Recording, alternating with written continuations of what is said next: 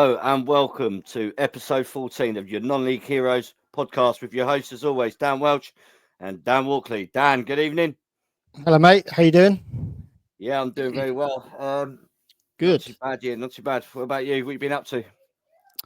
Yeah, well, good, mate. It was a nice sunny weekend. Got some football in, and we won. Well, we won 2 on the bounce now, which is nice. Yeah, we welcomed Abbey Rangers, who were a place and 3 points below us. So it was always going to be a tough game, but we actually kept our second league clean sheet of the season. So yeah, after winning 2-0. So yeah, it was a great Saturday, to be honest. How was yours?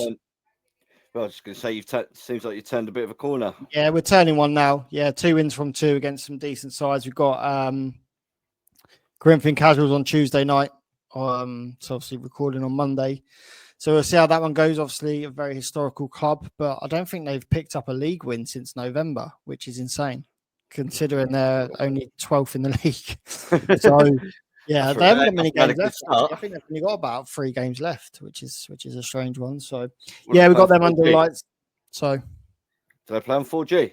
No, they play on grass, and they have Epsom and Ewell there ground sharing as well. So it's had some heavy fixtures on it, especially in the winter last year. So I don't know how they've managed to get them all in, but fair play.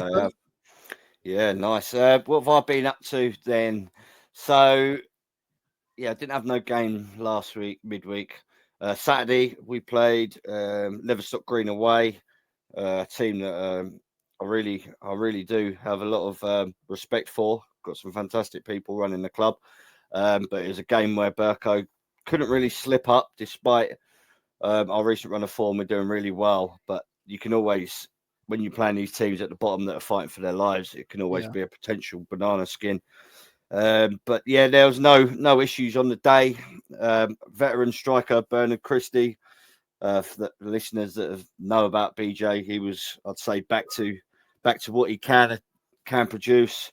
Scored 2 fantastic goals early on in the first half. We were 2-0 up inside 15 minutes, and it was just cruise control from there, really. And JJ Lacey got a penalty midway through the second half, and it's just a straightforward 3-0 away win. So no banana skins there for us. But yeah, we're now joint top again with Real Bedford. Obviously, they have 2 games in hand, which is still very much in their hands. We know that, but they have to place third place Hadley this Saturday, which away. So you never know. That could be. They struggled against Hadley earlier on in the season, drew 1-1.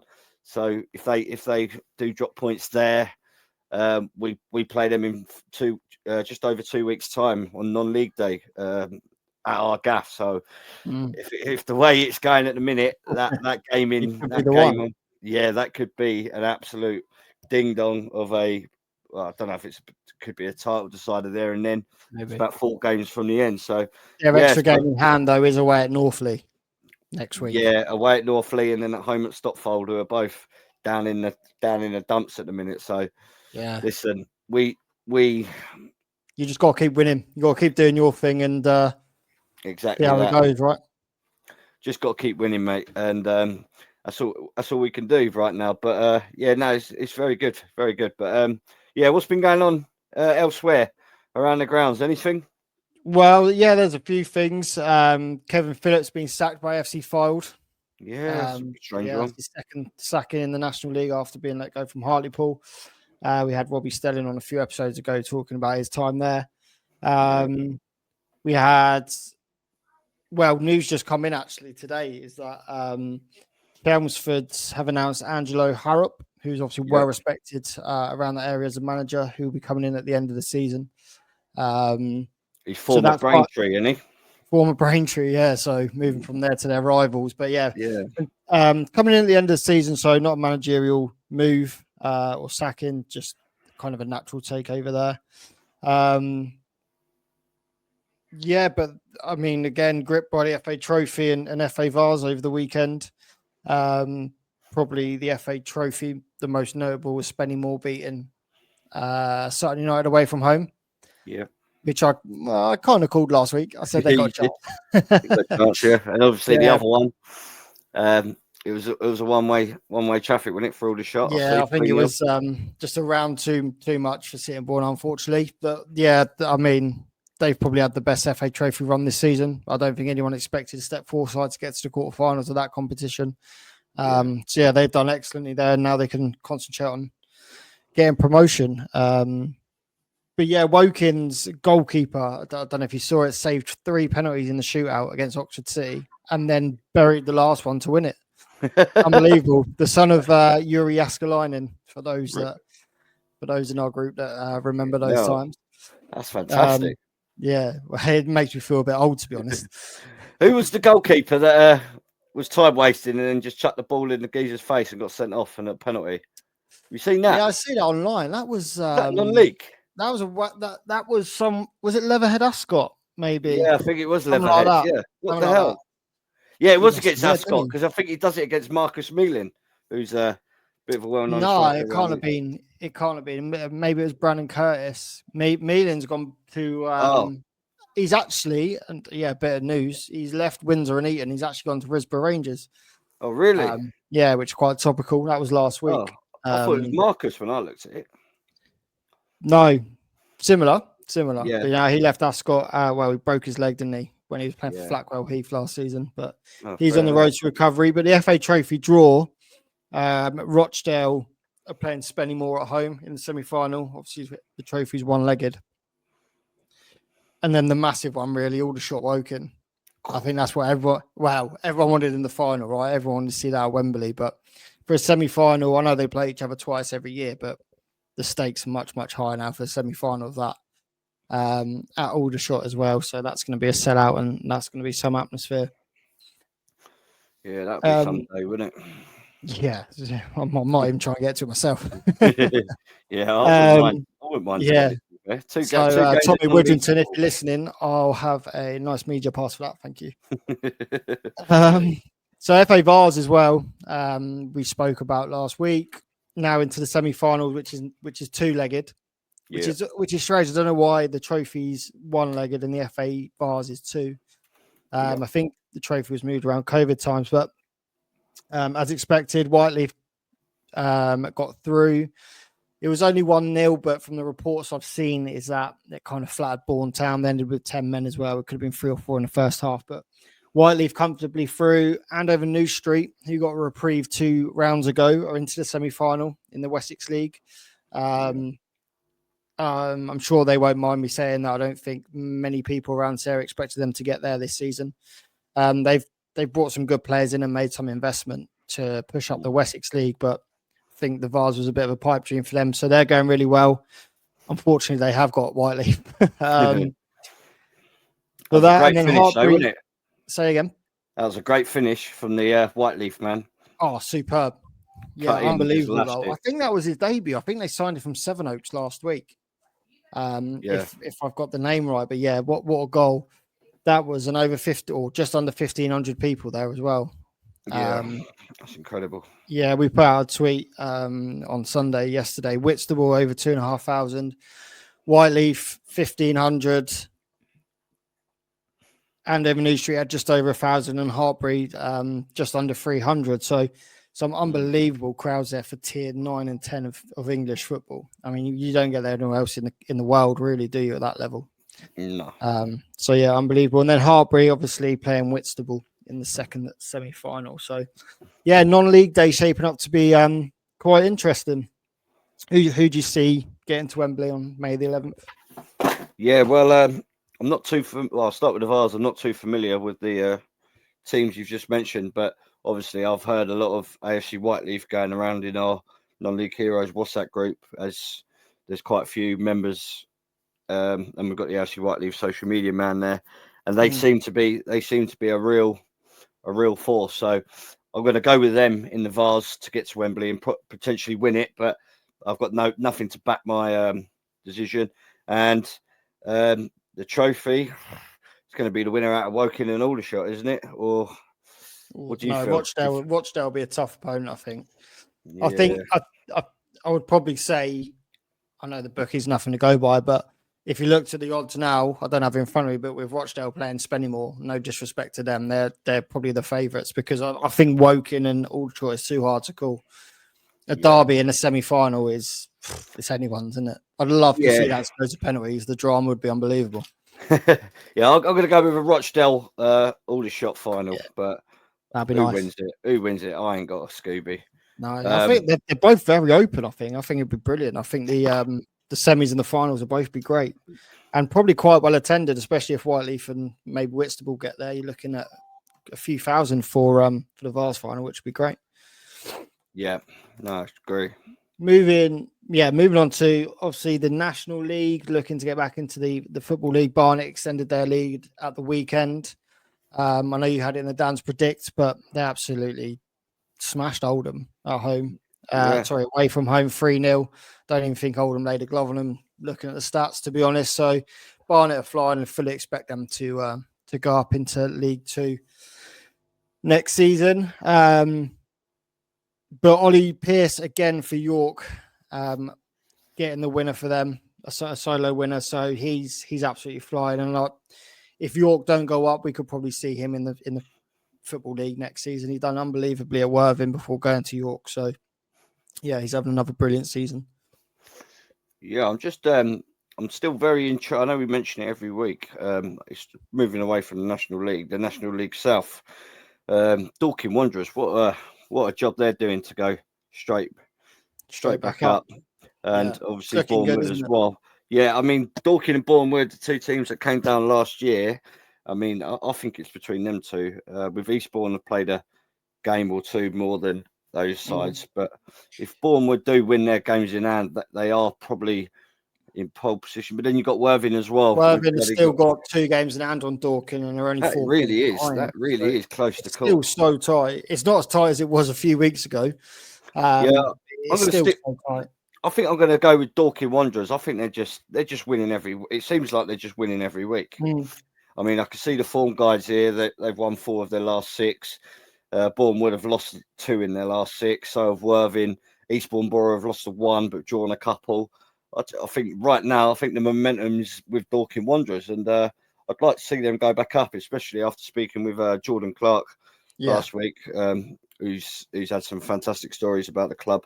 It's a club that I've been watching from afar, obviously with the gaffer. Very, very, very. What can I say? Well, he's a bit like me, really. A bit of a lunatic when it comes. Yes. So I'm going to stick with Dorking. Who do you think is going to prevail in that one? All depends on it. I mean, Worthing have got the games in hand. If they win their next 2 games in hand, or even get 4 points, they're level on points. And then it's the run into the end of the season. But like I said, Dorking have got the momentum. Worthing, I don't know. To be honest, I think Bournemouth. I think Luke Garrard will just get them over the line. Personally, I think Bournemouth will. If they don't win it outright, I'll probably say they're going to win the playoffs comprehensively. I don't know why, but I just feel like they're still full time, aren't they? I feel like they've got the experience of it. Do you know what I mean? And I think that goes a long way. Obviously, momentum is massive in the playoffs, so the running's very important. But that experience that they've got and being full time is going to help them for sure. Yeah, for sure. Yeah. Go on, mate. I was just saying the National League South's obviously tight, but the National League North's hotting up as well. You've got Chester, who dropped points at home against Needham Market at the weekend. That result lobbed a few out of our last man standing as well. Knocked a lot out, didn't it? Really did. Yeah. We're hoping for a rollover on that. But yeah, Chester are top on 67. Brackley are second on 67 and only 2 goals behind them. And Scunthorpe, with a game in hand, are third on 66. So those 3, I mean, Hereford are a little bit way down. They're level on games and 4 points off it. But yeah, they're that top 3 there really battling it out now to get to National League.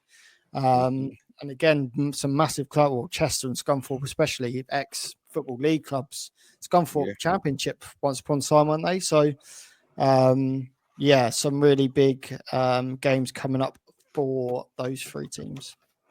Yeah, nice. And just we haven't really touched on it for a few weeks now, but obviously a league quite close to me is the Hearts Senior County League, played on the Saturdays in Hertfordshire. Just it's step 7, but I think the teams in it are very much like it's equal to a step 6. It's like the Spartan Div 2 really, but they just run parallel to each other. It's just I'm just having a look now. It's very, very tight in that one as well. Chipperfield Corinthians, they're always up there in the top 3, but obviously they've had the Bellstones and they've had I can't think of the other team, but they folded now. That those two have been like battling it out. Been in there? No, it wasn't Salamis. It was. Oh, it'll come to me in a minute. But yes, they're not there anymore. So obviously, one's folded, one's moved on. But now Chipperfield Corinthians look like they're gonna. Well, I say look like they're gonna. They're top of the league now, with a new side called London Cheetahs in second. So right. Chipperfield have got 2 points clear. I haven't, like I've said, I haven't paid any notice to this. Obviously, I used to with Sandridge Rovers, but they got relegated to Division 1. And yeah, I don't really pay much notice on it. So it was quite nice to have a look. And it's quite nice to see Chipperfield Corinthians finally looking like they're going to get their hands on that championship trophy. So well done to everyone at Chipperfield Corinthians. And have any of those teams applied for step 6 allocation? Well, fucking hell. I don't know if you've ever been over Chipperfield, mate, but I can't say I have, to be honest. No, your phone don't even work there. That's how bad it is. Honestly, it's remote. There's farms all around it, and tell you what, if you stuck a fucking dog on the middle of it, you'd think it's one of the farms. But whether or not they can go up, I ain't got a clue. But the clubhouse is like a little corner shop. You go in there, you got like fridges down the right. You have to grab your own drink and go up to the till, pay for it, and they got a multi-pack of fucking Walker's box above the counter. So yeah, if they go up, that's pure though, isn't it? That's pure. Yeah, that's where it's all come from. It's brilliant. I love that. It's a lovely club run by lovely people, but could they go up anymore with the state of that? Me personally, right now, I'd say no. It'd be brilliant for them to win that at, I guess, junior level. So that's brilliant. Yeah, for sure. One result I did see over the weekend was in step 4, which is a bit nuts for this this result in step 4. But in the Isthmian South East Division, Beckenham beat Lancing 9-0. Was that? I believe that may have actually been. That was actually a couple of weeks ago, but yeah, I was reading up on it in the non-league paper, so I'm going to mispronounce this, so apologies. But Louis Theophanos actually scored 6 of those goals for Beckenham, so he's got a nice little write-up in non-league paper this week. He's a great strange fact about that, he was actually a body double for a young Cristiano Ronaldo in the Nike adverts. How mad's that? You joking? Could you imagine being picked for that? I think that's better than scoring 6 goals, isn't it? Well, it's something to absolutely be proud of, isn't it? To be fair, that'd be on everything. I'd have posters up the lot. Oh, mate, I'd be on fucking Instagram every day of my life, to be honest. Imagine the dough he's reeling in. Yeah, unreal. But yeah, 6 goals. So yeah, that's really good for him. That was a couple of weeks ago. Just look at he scored 22 this season, or obviously including those 6. So he's third in the goal scoring charts in that league. Nice, but there's that's what's seen really. I mean, Southam United have pulled out the Hellenic League Premier. They're having a bit of trouble, that league. They've now only got 17 teams in the league. That's their third to pull out this season. And I know a couple have pulled out of lower divisions in the Hellenic as well, with Mortimer near me being one of them. Their first team pulled out. I don't know. I think, for Southam, there was internal issues, I believe, at the club. And now the club's actually gone. Their records have been expunged. They owe money to the league and the FA. So, yeah, it sounds a little bit messy down there or up there in Birmingham. But, it's just a shame clubs pulling out. I don't know whether it's financials. the Hellenic's massive travelling as well, isn't it? If you think it's all the way down from where the Western League cuts off all the way up, like Worcester, Gloucester, all the way up to Birmingham. So yeah, for a step 5, step 6 division, there's a lot of miles in that. Yeah. And just one last thing, AFC Welling, we said about them signing that striker, didn't we? Coming down from Potton United, and on his debut, he gets sent off. You seen that? I did see it, and I've seen the debate as well. If you'd have asked me when I was playing if it was a sending off, I'd be fuming. But for me, it's a sending off. The arm's gone first, and then he's followed through with the kick, and I know he's not really connected and kicked him that much, but for me, it's a sending off. Simple as that. Yeah, I think it was a little bit harsh, to be honest. I wouldn't be surprised if that gets rescinded. But they went on to win the game, and then obviously they had their big top of the table clash with Desborough Town on Saturday, and it's huge. Yeah, they scraped a 1-0 win. Yeah. That's a massive win because Desborough, I know they're down in 4th or 5th, aren't they? They've got a lot of games in hand. Yeah. So yeah, that's a massive win for Brett and his team down there. And obviously, as we're talking about James Brown coming from Potton United as well, winning 1-0 at home to FC Romania, which is also a very good result, despite obviously their managers away. Dino, you there, mate? Quickly come in. Yes, mate. How you doing? Dino. Yeah, as we're talking about Potton, obviously an update on Gary and his son, and obviously your fantastic win on Saturday. Yeah, both Gaz and Harry are both doing well and recovering well. Harry's eating proper food now, which is nice to hear. So they're both on the mend. I think it's just one of them. It's just going to take time for Gaz to recover now. Obviously, having quite a lot of intestines taken out is going to take it out of him. But yeah, I saw him when we played Tring in the Cup. And he said that Harry's been braver than him. So it's one of them. It'll take time. But the win on Saturday, I wasn't there. Jacko was banned as well. So who's running this gaff? You weren't banned, Dino, were you? Oh no, I was at work, but Jacko was banned. He got a stadium ban. But no, yeah, we've got some new signings in. A few from same league. I think there was one we signed from Langford. Who got man of the match? But yeah, you got Stevie Mack now, coach. Yeah, he was there. He's come in with Jacko to help coaching. He was at Coney with me. Yeah, Jacko's very impressed with him. Knows his stuff. Do you know what I mean? So he was happy. Got the 1-0 win. Sam pulled out a worldie save. Yeah, I saw that. Keep him in at half time. Literally just before the half time goes. And yeah, we just kept the clean sheet, which is nice to see. Sam's first clean sheet. And yeah, as I said, when we were winning at the start of the season, like the boys need to enjoy the wins. And I think we took it for granted at the start of the season. Like we just expected to win because we were winning. And then we started hitting a bit of a low patch and couldn't really do anything. Like couldn't score many, couldn't get points. And then, yeah, got a win against Harpenden a few weeks ago, a win on Saturday. And as I said to Jacko, we just need to tell the lads that they need to enjoy every win, try and keep the hopes up for playoffs. I don't think we will, but it'd be nice to be in the conversation. Went well, mate. Happy. So obviously I've grew up in Spartan, but what's going on in the Spartan at the minute? I can see.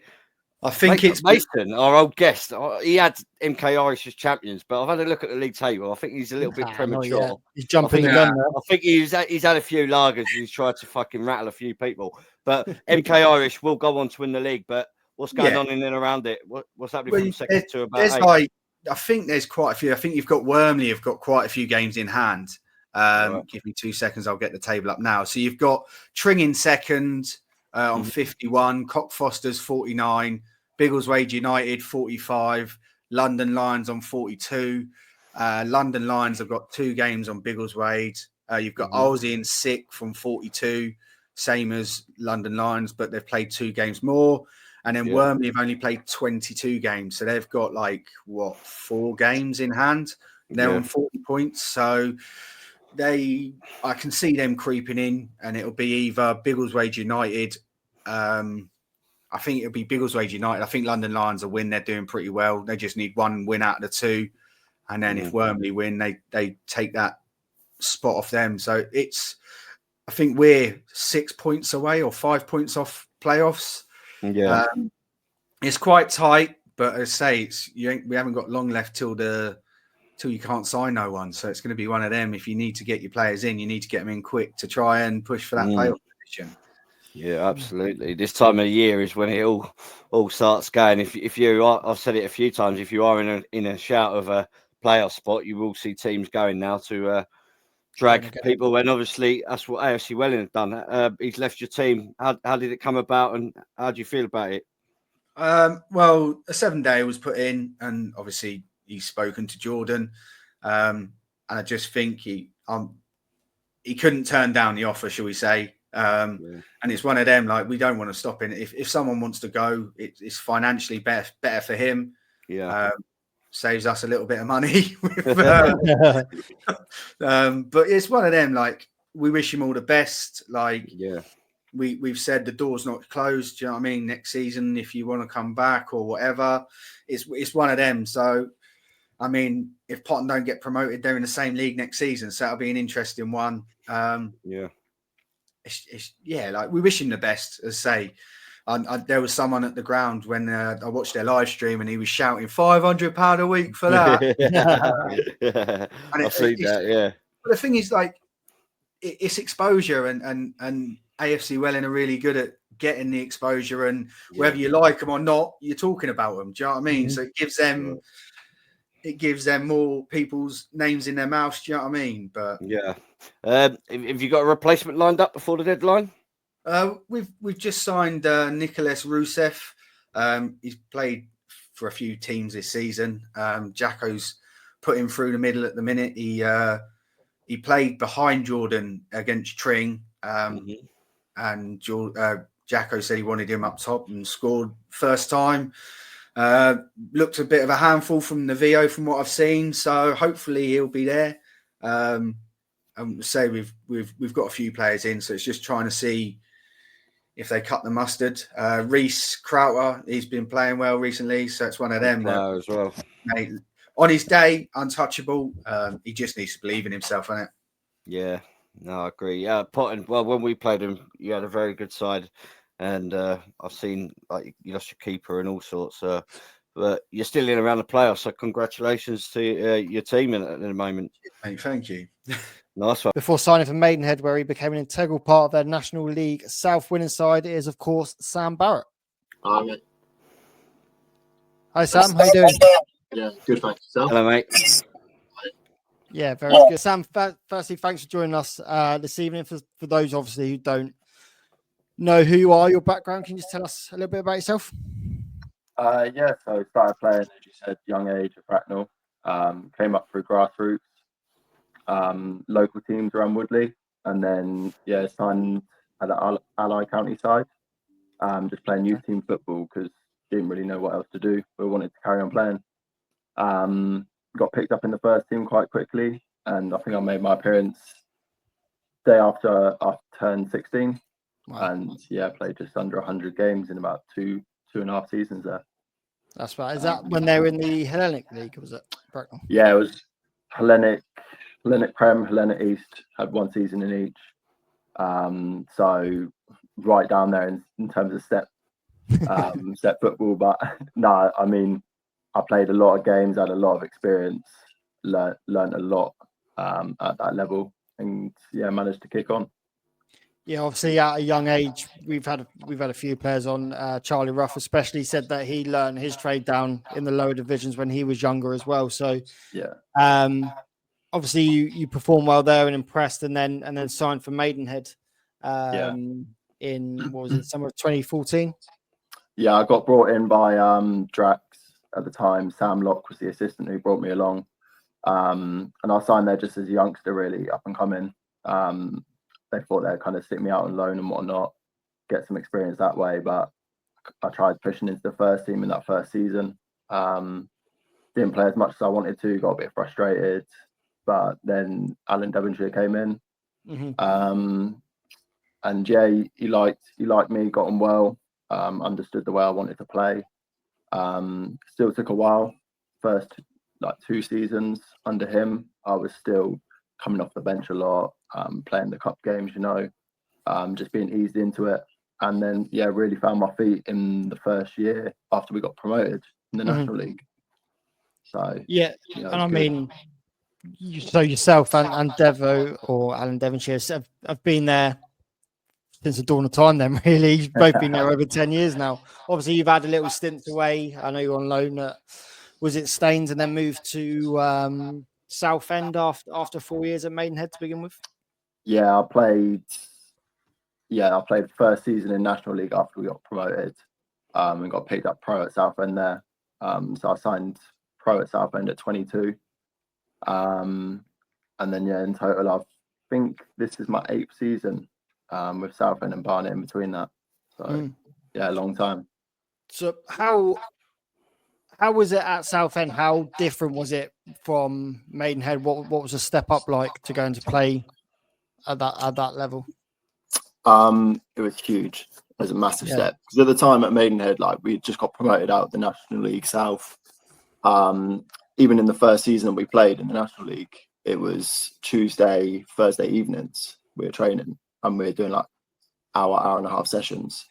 So when I went straight into Southend, I got thrown in straight away, pre-season tour, double sessions, the odd triple session for 6 weeks solid, and it was completely new to me. Yeah, massive change.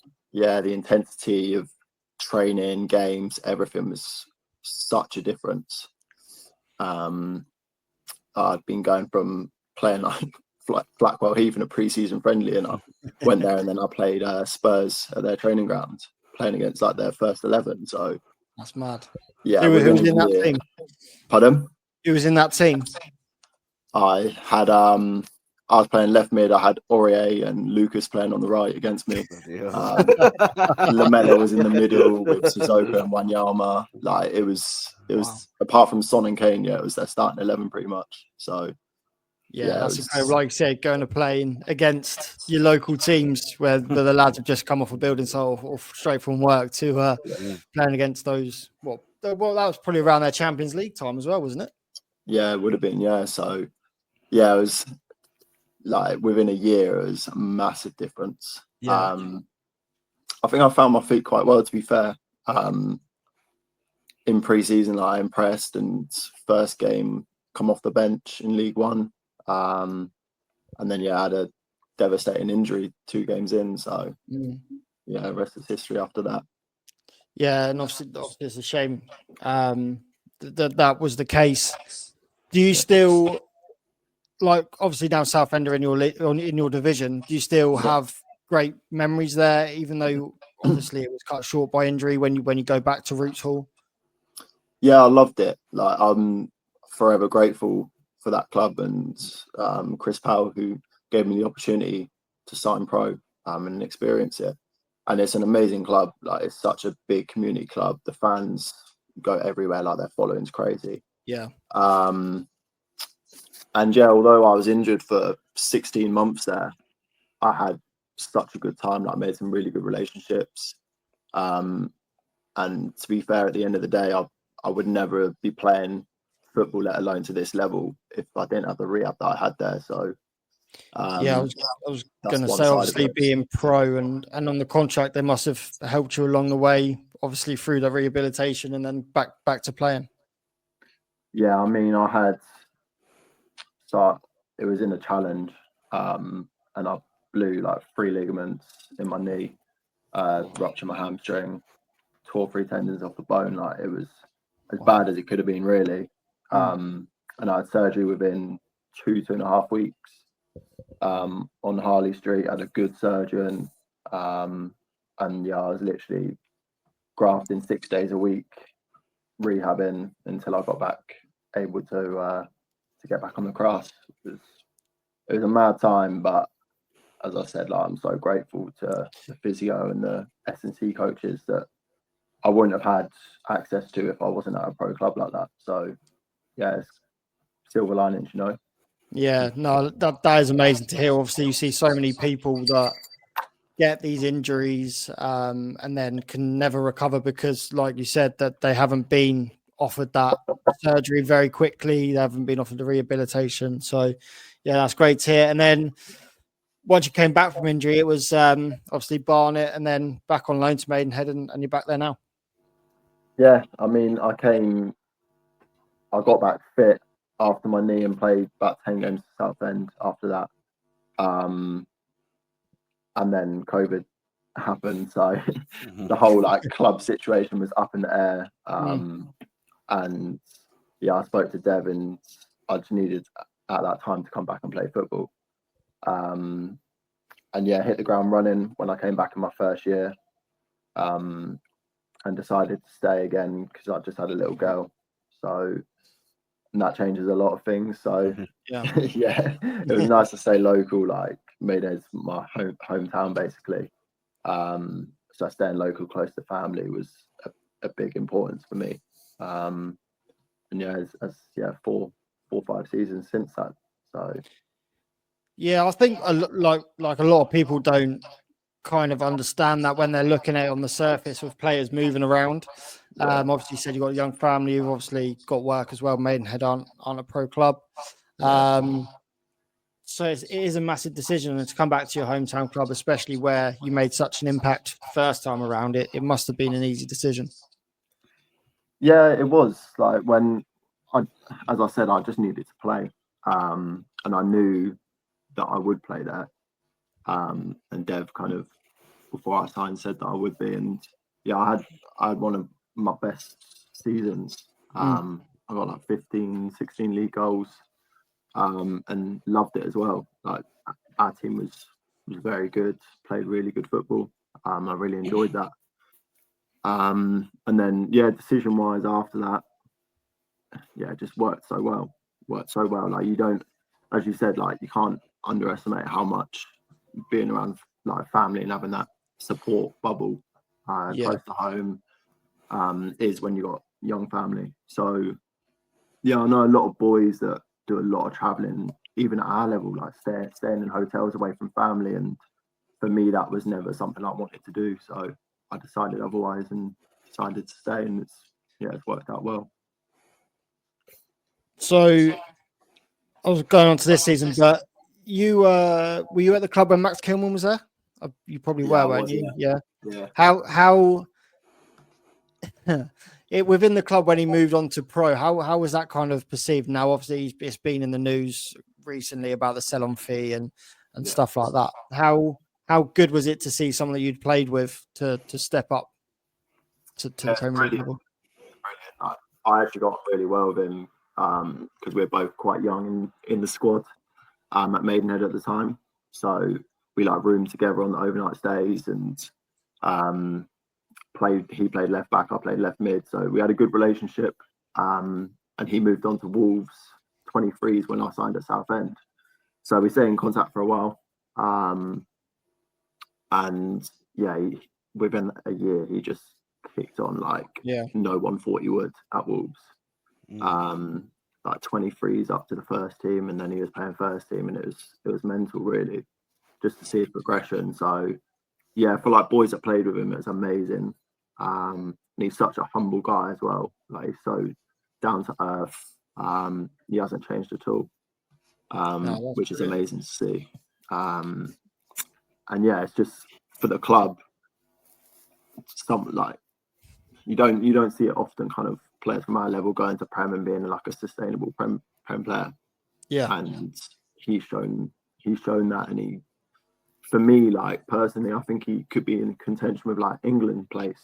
And it's just a different world. So he's done so well. Talking about England places, obviously he played for England's futsal team, didn't he? For I think he over 20 caps, which is mental for a 6'4" centre half.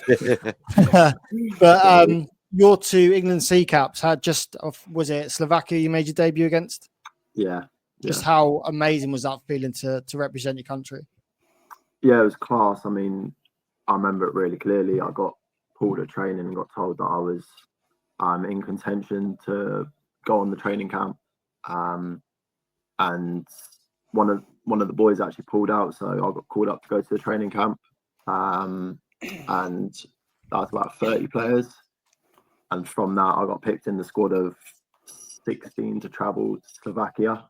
And we were there like 4 or 5 days.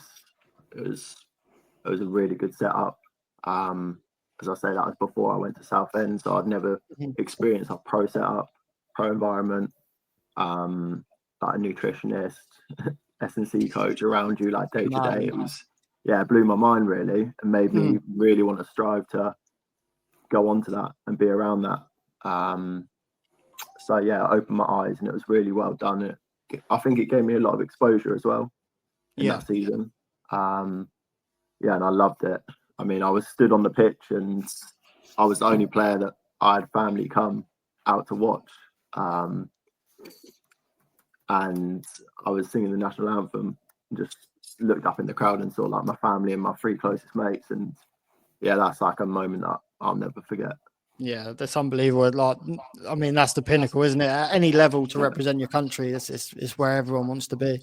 Yeah. How did that game go for you? What was the score? We'll pass the score. No, we got to the Wales one then, the second game. No, we had a man sent off about 20 minutes in, which just killed the game really. And I had to fill in at right back, and got taken off shortly after half time. So it wasn't what, obviously the game didn't go the way that you plan it and visualize it in your head, but it was still amazing. No, good. And then because obviously you've got Reece Smith as well, who's recently been called up to the England C team, who's in your squad now. So it's really good to see the England C team still really kicking on, because there's been some unbelievable players come through that system. Oh yeah, when we went there, like they went through a list of players that have played there and gone on to play higher, and it was amazing. There was a lot of Premier League players in there, and as I said, it gives such good exposure. I mean, if you're a scout and you're looking at players in our league, and you just kind of look to the list of what youngsters are England C, they must have proven themselves in our league to be at that level and being called up. So it gives a lot of people the exposure they need to try and move on out of our league and up to pro league. So it's amazing. Like it's a great environment, and if you haven't experienced pro football before, then it's a great place to be first time. Oh, that's brilliant. So moving on to, obviously this season is not going as probably anyone would have hoped or expected, but you're still confident that you can remain obviously in the National League? Yeah, we're always a team that gets tipped with going down, unfortunately. Even though we've been in it for 8 years as a club now, I think it is. So look, Dev's really good at getting like a good squad together, and I think we've got a good squad. We just had a lot of injuries for the first half of the season. We had about 4 or 5 regular starters were out for the whole of the first half of the season. We picked it up a bit recently, but it's a tough league. It really is a tough league. Every game's hard, so I'm confident, but it's going to be hard, and every game is going to be a battle. We only got about 10-12 games left, so but you've taken some scouts in the last few weeks. Obviously, was up at Oldham you won? Was it? Yeah, Oldham. 1-0. So that must have been brilliant to win a place or an ex-Premier League team. I know it was a long time ago, but it's still an ex-Premier League team. Yeah, it was a classic Mourinho smash and grab. I think we call it in Berkshire, Devonshire, don't we? Could say that, yeah. No, we defended really well. We've switched to a 5 a little bit now, which Dev's never really played. So we've gone to a 5 at the back, and we had to sit quite deep in that game. But the pace we've got up top with Sean McCulkey's frightening, and yeah, we find a bit of quality over the top to him, and he can kind of create something out of nothing. So that's exactly what happened against Oldham. But yeah, we've always in our league strangely performed very well against the top kind of 6 teams. I don't know what it is, whether it's a mentality thing or whatever, but yeah, we've been to some places and taking good results for like Chesterfield, Wrexham, Notts County. So yeah, massive against the team. big teams. Yeah. Yeah. And obviously you've got Braintree at the weekend at York Road. Obviously that's a game you're looking to win to pull yourselves out of the relegation zone and potentially drag them in. Yeah, we played them whenever it was, like a few months ago at their place, and we won 3-1 and played really well. So hopefully just looking for the same again.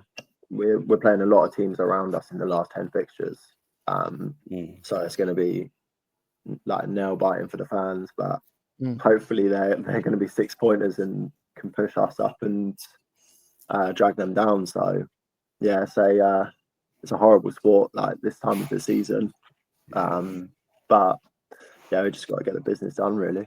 Yeah, they're the games you want to be involved in, though, right? There's no point having dead rubbers towards the end of the season. So, yeah, they're the exciting ones. Exactly. I know your secretary Neil's optimistic as well. I've been speaking to him, so yeah, he's fully behind you. Good man. Yeah, Sam. Just a couple of questions from me, mate. Come on, mate. Obviously, you've had a very, very good career. Just who are the best players or the best player that you've played against and played alongside? Played against, I'd probably go back to that Spurs game. Yeah. Lamella was an absolute joke. Like, couldn't even get close to him. It was frightening. So yeah, to play against him was amazing, and he's definitely the best. And playing with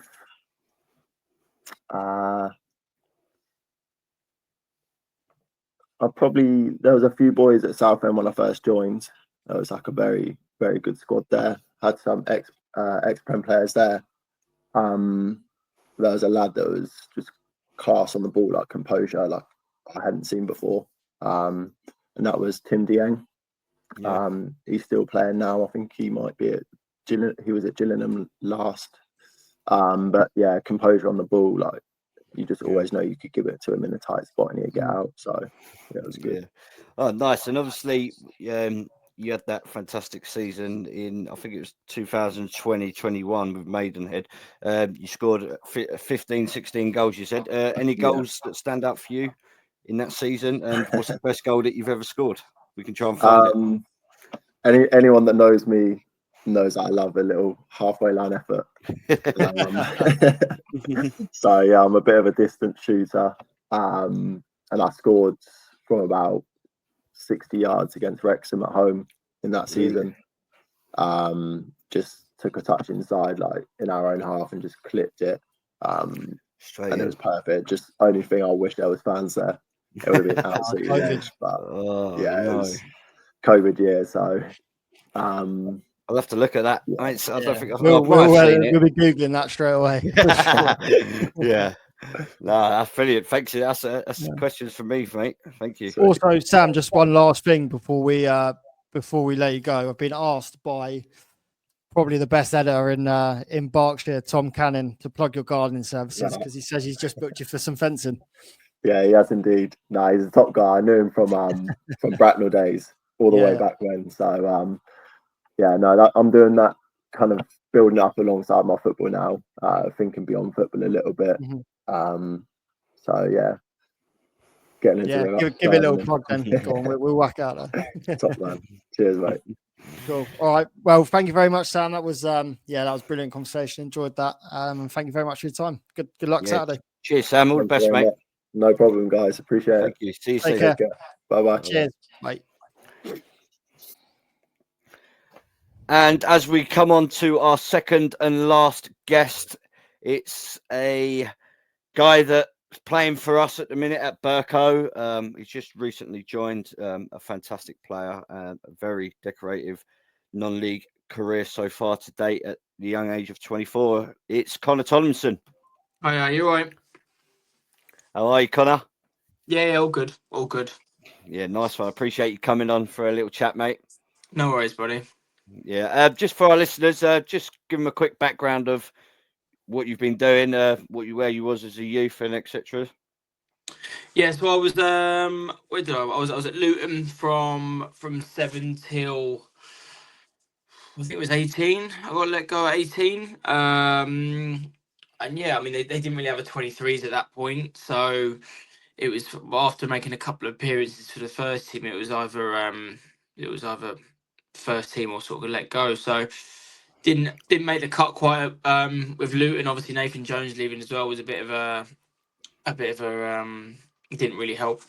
Then moved on to Bedford. Got a good deal at Bedford, and it was a good little project they had there. And I moved there. I think I was there for 4 years. Played maybe 150 games, I think. Won a couple of trophies, which was really good. And then I got bought to Nuneaton. I was there for a year, and then obviously everyone maybe knows about they got liquidated, didn't they? So that turned a little bit sour, and then moved on to Corby for the back end of that season. And I really enjoyed the time at Corby there. I thought it was really good. It's a good little setup they got there. The fans are great. And then this season I was at Simon Spalding in the summer. That was Jimmy Dean went there, and he's asked me to go to Peterborough Sports a few times before. So I thought I'd go there because of him, and then now I'm at Berkhamsted I think I joined after Christmas, Welch, I think maybe, wasn't it? Yeah, just a little bit after Christmas. So yeah, that's the sort of the background so far. I've probably got another 10 years left in me, hopefully. Yeah. Back to the pro level then. What's that? Aims of going back to the pro level then within those 10 years.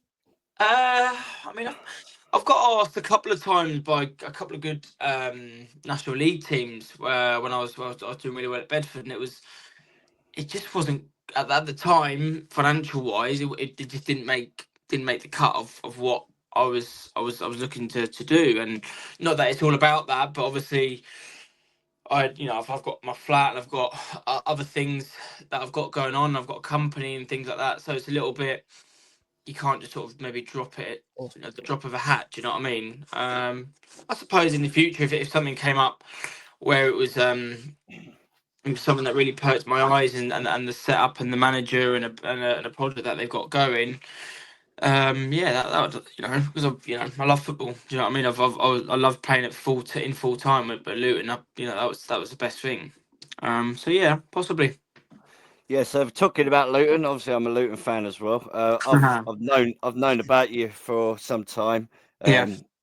I've never actually saw you play though till you came to Burko recently. But are you still Luton's ever youngest player? I think I am, mate. 15 years and 199 days I've got here. Yeah, I know. Yeah, I was. That was surreal. That was really. I mean, look, everyone's got their own different experience with Nathan Jones. You know what I mean? If you ever watched like little clips or podcasts before, or that they're either not a fan or they love him, he's a little bit like Marmite. Do you know what I mean? But for me, he was brilliant. He brought me in, and I trained with. It was literally at the. I mean, I was doing well. I was playing in for the youth team at that young, so I was still at school and that. And you go for the day release and things like that. Like I was going up there and then one time I trained with the first team on a Tuesday. So obviously where I was meant to be at school, I was training with the first team. Brilliant. And because you see it a lot, because you're so young, you just sort of you just rip it up and you're just so excited. You know what I mean? There's no fear, there's no nerves or anything. And then obviously they asked me to play in that game, which was, and I think that year, I think I had a couple of other. I was on the bench for a couple of other games as well, so it wasn't just like that one little blip. I was a part of it for that little month or so, because again, you got to remember they won the title back to back. Yeah. So in the league, there was no room for like, oh yeah, let's try a fucking young lad. Do you know what I mean? It was like, it was just so. It was but yeah, it was that was a really good moment. For whatever happens in my football career, I'll always remember that. Do you know what I mean? Yeah, no, definitely. Yeah. And then obviously Luton didn't work out. And as you said, you went to Bedford where you were, 25 goals in 59 games. I've got down here. You really enjoyed that time of your career. Yeah, Bedford's. I'm sure I'll play. Depending on what happens with this merger thing, I don't know. But like, I'm sure I'll play for them again if because they're local. But they sort of got. It was my first sort of step into non-league, and they had probably 3 or 4 managers in them times, but every year I seemed to do really well there. Do you know what I mean? And it was sort of like my home. If anyone thinks locally or Connor, they go Bedford. You know what I mean? They think of that. Them 2 or 3 seasons at Bedford with Rene and things like that. So, definitely a great starter into non-league, 100%. So, what's your feelings around the whole Bedford situation? um, Sorry to put you on the spot there. Yeah. I mean, in my opinion, I think Bedford Town should still be Bedford Town, and that's coming from more what the fans. I mean, I know all the fans, and I know how that club's run, and know the youth development and everything, and I don't maybe think the colours and the name and everything should be changed. I know obviously the owner of Real Bedford will want that for his branding, but there's guys there that are like 85. They've supported Bedford Town for 40 years. Do you know what I mean? It's Bedford Town.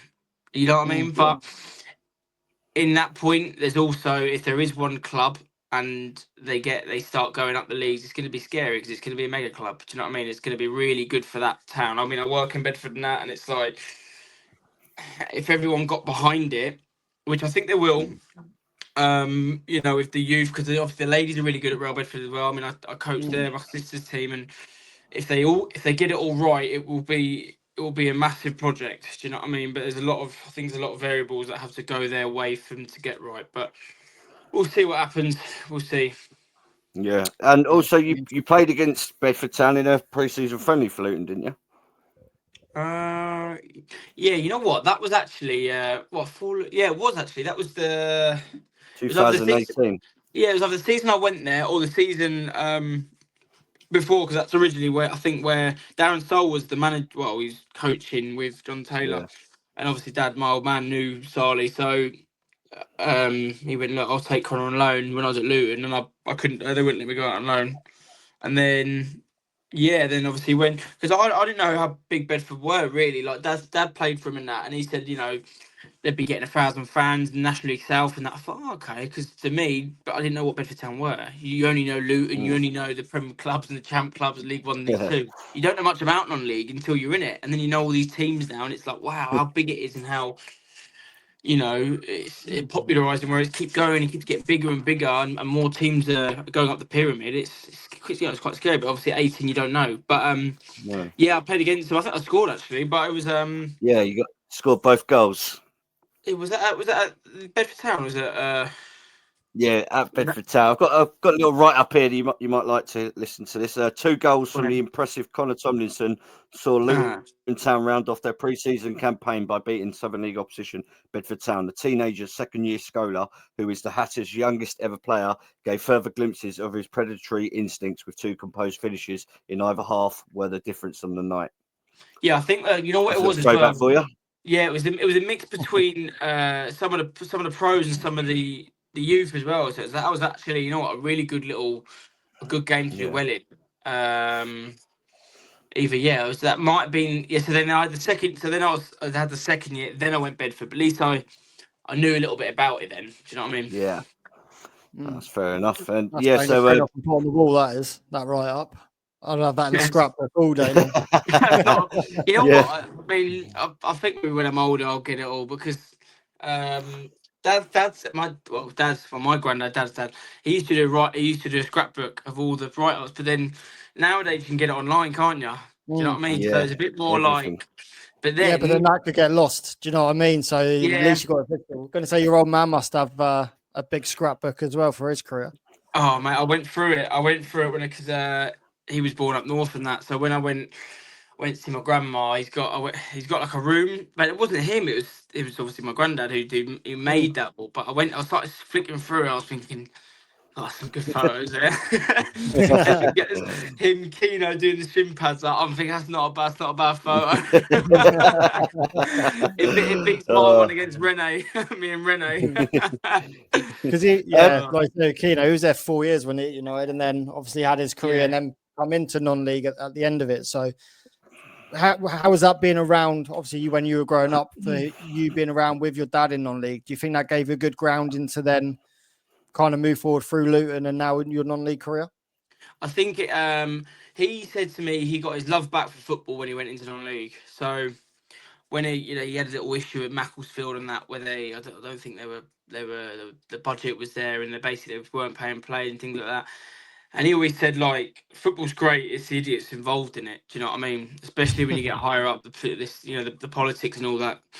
But when he came out of it and he went into non-league, he got his love back, and that's when, obviously, when I came out of the sort of pro game as such, he had massive respect for non-league. Do you know what I mean? Because it can get stripped down into quite basics, and it comes to quite the team camaraderie and things like that, where there's still guys now playing at 30, 34. They're not doing it for X, Y, and Z money. They're doing it because they love the game. They love the banter with the boys. They like the little team nights out. They like scoring in front of 50 to 100 people, 300 people. Do you know what I mean?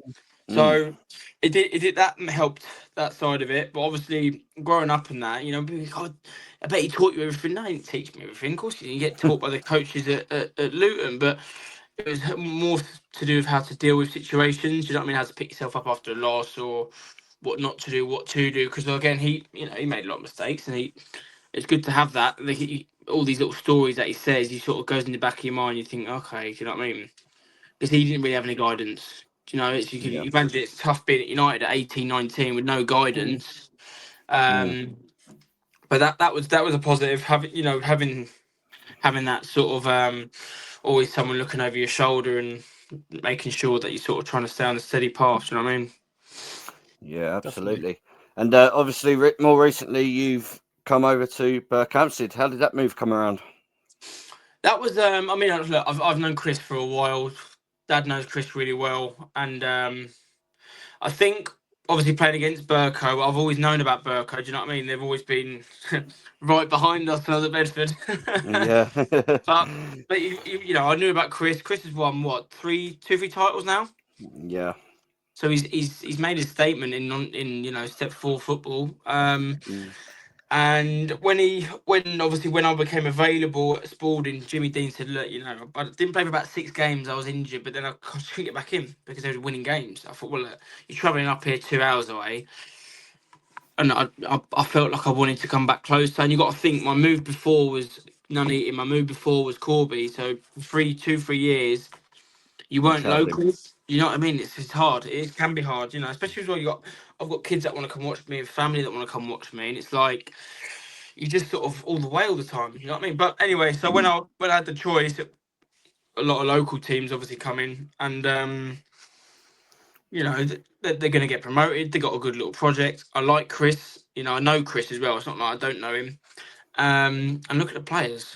Do you know what I mean? Look at the team sheet on paper. I know some games we might not put it together, but it's some team. You know what I mean? Like good players want to play where good players are. You know what I mean?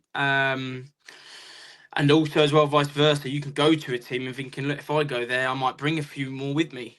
Do you know what I mean? Yeah. So, but yeah, I'm happy. I know the teams I'm playing against as well, which helps. I know the level, and I think the players are starter because you got to think a lot of these. I don't think I've played with any of these. They've all played with each other before. Whether it's Dunstable or St Ives or whatever. I haven't played with any of these lads because I've always been the other side. I've been the Bedford boy. So I think they're now starting to see how I'm playing, see what role I am to the team. Do you know what I mean? Because that can take a while. But yeah, it's going well. Yeah, no, obviously, you fitted in quite well. I remember the first you played that friendly against Stotfold. That's the first time I ever met you and the first time I ever watched you. And you done that little dink over the keeper. I was thinking, Right. fucking hell, this geezer's a savage. I chipped Gucci. You know what's funny? I went out on the Saturday. And he was out with us. Well, sort of out. He met us out. I was giving him stick all night for it. He should have rewarded into that place. Oh, mate, that was an unreal finish. And obviously last week against Hadley as well. I mean, you took that goal really well. Yeah. I mean, look, I've had that game. I think it was a few weeks ago now. Where I had 3 or 4 big chances, but hit the post twice, hit the crossbar.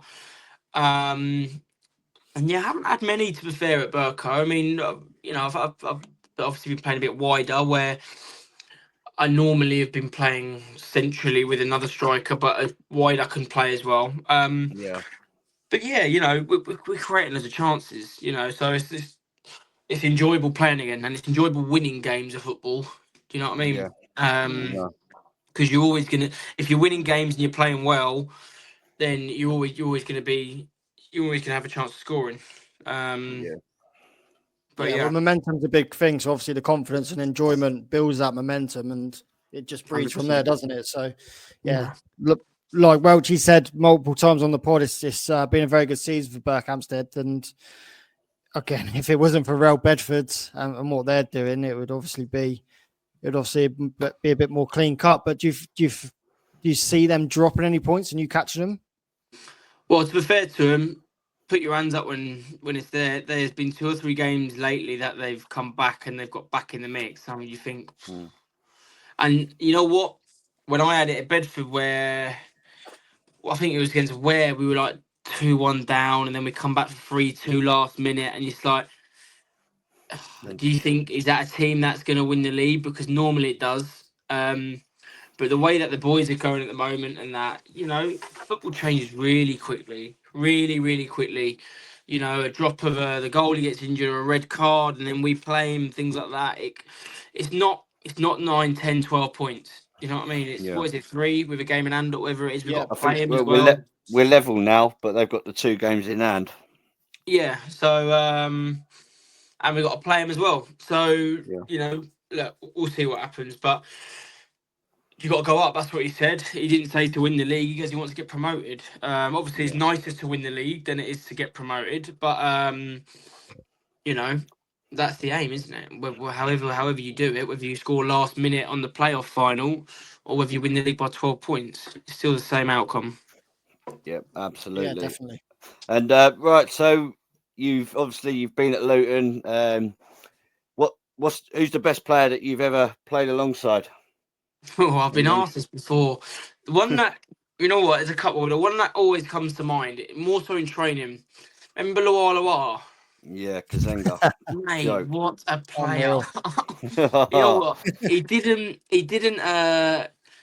do much for Luton when he played. Well, he didn't really play, but training. Oh my word, he was so good. Like he'd have muscles coming out of muscles, mate. So he'd pin you up here, and he'd just roll you, and you see how the speed of some of these players, when we go, oh, he's quick. No, do you know what I mean? It's just a different kind of fish. I mean, Alan McCormack, Alan Sheehan, the 2 Irish boys, when they were there, I'm talking more so of an actual all-round person, player, leader. Yeah. You sort of think like, I learned a lot from them, and you try to do things that they do. Do you know what I mean? I know it's hard, but they were proper men that knew how to run a changing room and things like that. There's no one particularly that. I mean, like you say, like Collins and Hilton when they were in there, but they were just sort of raw goal scorers. Do you know what I mean? There was Dewala comes to mind with his tricks and his flicks and things like that. He'd do things in training that you think, Jesus Christ. Yeah, no. He used to do it on the pitch where he did get on. He was just an outlet, wasn't he? And every time he got that ball out on the left, I don't even think he knew what he was doing half the time. Yeah, you done it. Yeah, so what's your best goal? I mean, that goal that you nearly scored the other week when you've hit the fucking thing from 45 yards, it's come bouncing off the post. That would have been up there, but yeah, what's your favourite goal? That would have been unbelievable, wouldn't it? I mean, it was That was I, a joke. I tend to get one of them a season. I tend to get a bit of a spectacular one, but it's really tricky. That a lot of my goals are. I tell you what, it was one. I can't remember who we were playing, but it was out on the. It was at Bedford. It might have been Potter's Bar or something, but we weren't spectacular like halfway line or something like that. Yeah, But yeah. I think it was like 90th minute of 1-1. And I'd actually tell you what, I tell you my favourite goal, Dunstable, the game we won the league, where Burko actually they were having to win to still be in the race. And we were playing Dunstable. Again, that was their best team. They had like BJ there and Freights, all them lot. Yeah. And the ball's come, Redding's flicked it on. I flicked it over Freights' head and volleyed it. And that was to put the game to bed 2-0. Because I scored the first one. And then I scored that goal. And then at that time, Yeah. I run round to celebrate, and I can hear everyone on the camera going, "Oh, Burko just drew!" And that was just like it was just perfect. It was just perfect. I scored, and Burko drew, and it's done. We win the league. Season's done. Yeah. Yeah. So that was Stuff of dreams. I know that was the one that really sticks in my mind. But yeah, a lot of my goals are very, very similar. They're in the box. They're sort of half a yard bang. Do you know what I mean? But that spectacular one the other day, that would have. But then, what are the best ones? You don't even think about it. Yeah, just straight off the cuff, innit?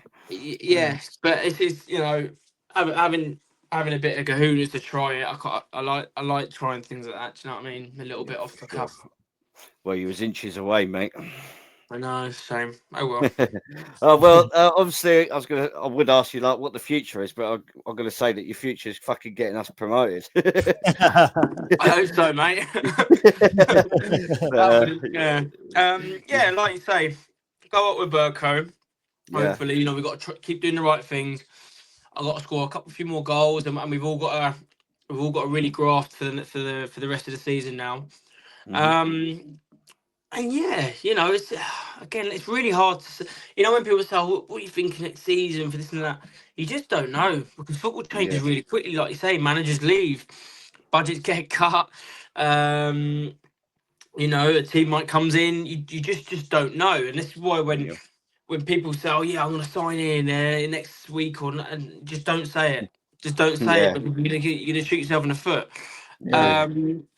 But yeah, we'll see what happens. I am enjoying myself at Burko. I do. And I knew I would because I know the group of play. I know sort of the group of players. I know I know Ali and a few of them, so they sort of integrated me quite well. But yeah, like you say, the key at the moment is getting promoted. Future wise, you just don't know until it's close. Do you know what I mean? Yeah, no, for sure. But anyway, Connor, we'll let you go. I really appreciate you coming on tonight. No, anybody. And I'll see you on the weekend, mate. Yeah. All right. Cheers, Welch. Take care, Connor. Thank you, mate. Thank you. Bye. Bye. Pause. Now go carry on. And that was Connor Tomlinson, the former Luton Town player, Bedford Town player, Corby Town player, and current youngest ever player. Yeah, and current Burko lad with us at the minute. So yeah, brilliant to have him on. Just how good is he, Welchie? I know we always see JJ Lacey and the names. Listen, this guy, if you look at him, he is just sharp as nails, mate.